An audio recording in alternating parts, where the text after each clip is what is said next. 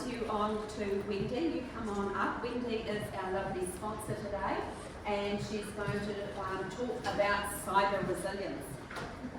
So I'm just going to let me ramble instead, right? Yeah. All right, so I'm Wendy. I'm a director of a company called Intelligentsia. We're just about to rebrand. I'm not going to tell you what the name is yet because we're still going through the process, so don't get too used to this. But please take the swag that's at the end of the room because we need to get rid of it.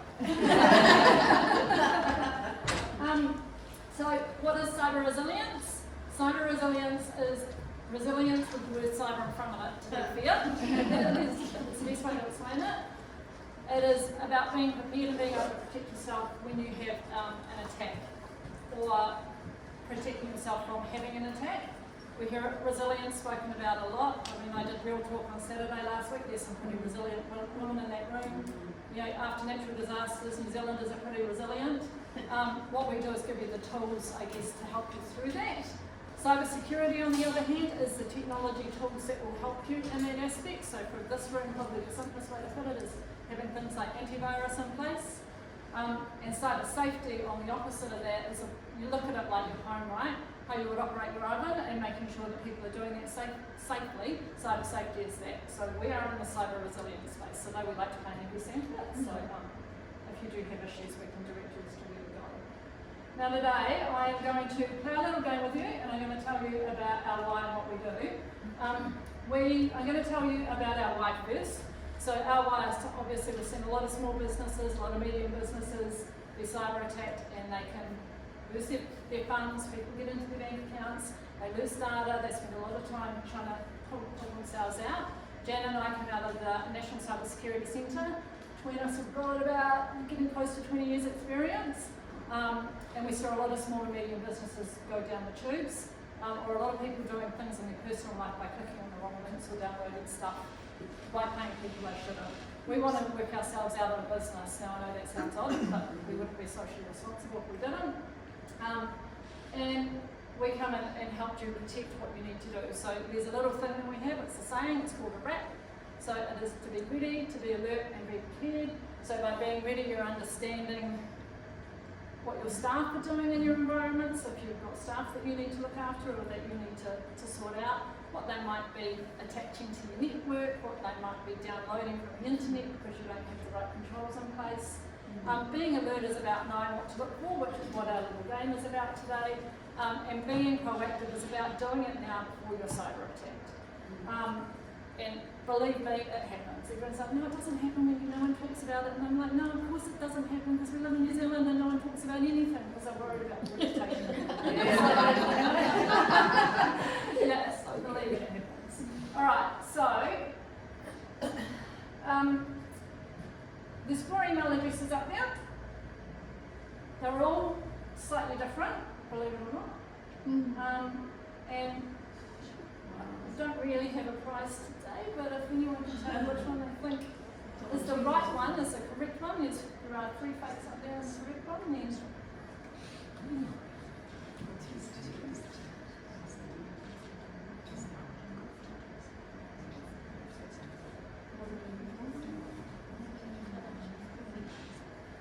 anyone for this one? Yep. You think that's the right one? No.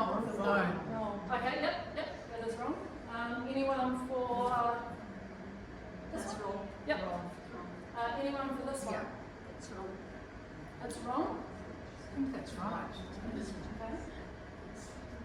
Anyone for number 3? I think so. You think number 3 is correct? Okay, alright. 1 and 3 look the same. 1 and 3 are the same. Okay, so they do look the same, but they're different. So this one here has a thing in it, not to get technical, called Cyrillic characters. What that means is to the human eye, they look no different than a normal email address. What that means though is the computer is able to read it as a completely different email address. So this one here is my correct email address.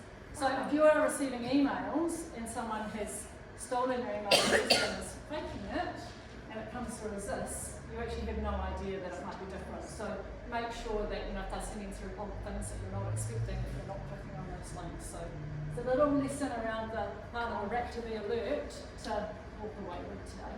So one of those characters is City of the So Soul. only needs to be one. Right. Yeah. And so we can't see it. No, No, even so though how you do and I you- can't tell it. But computers will generate it. Okay, thank you for explaining. So you couldn't even. It's terrifying.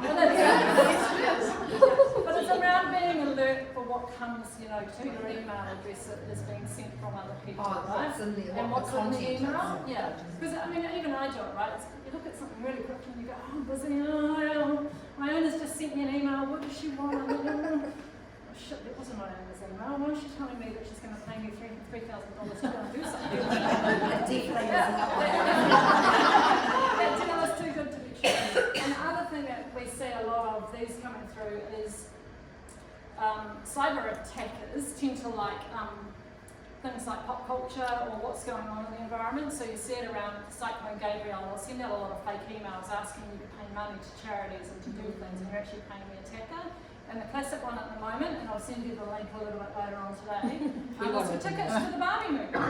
Or, free, what do you call it? They'll send you out fake links to go and say, here, I've got a free version of the Barbie movie, have it online, and it's not really, all they're wanting is your details, you put them in, and they're gone. Anyway, moving right along, Jen and I call Intelligentsia. We help organisations to improve their cyber resilience, to thrive online and achieve their business goals. We come in generally to an organisation, I guess, and we baseline you, so we understand where your cyber security gaps are and what you might actually need to put in place to help yourself get better. If you need some help from an IT provider, we are not IT people, we will poke you to those people that might be able to help you. We'll help you write things like policies, train your staff, learn how to respond to an incident and how to coordinate that.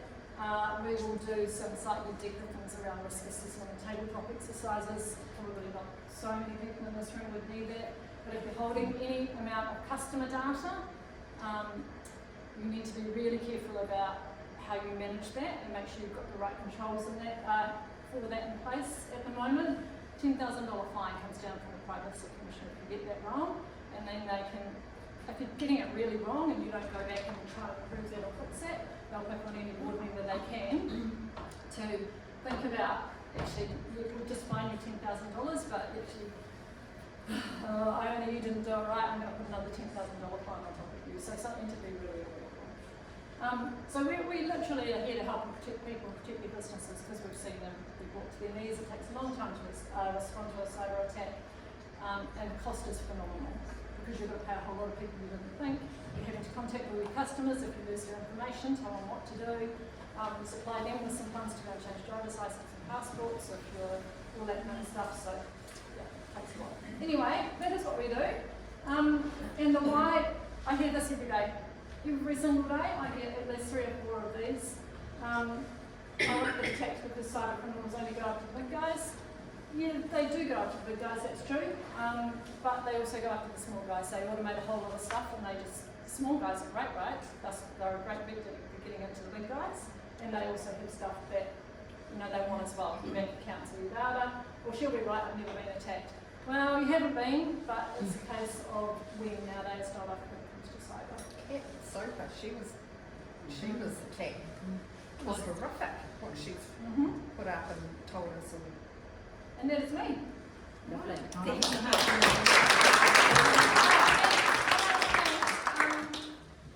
I've only got one copy because we're a wee bit green, but for the people in the room here today, we'll give away our Get Started with Cyber Security guide. I'm going to leave it on the back table with our stuff. Please don't take this away. It's the only copy I have. I've got a sheet there to write your names down on. I won't have to run away because I have a kid at home. But please write clearly on the sheet. After Real Talk on Saturday, for those of you that don't know, I am dyslexic, so if you do not write clearly, I'm going to be that horrible person that you hate that never responds to your email because it's going to send to some random person in your cyberspace. Morning guys, it's my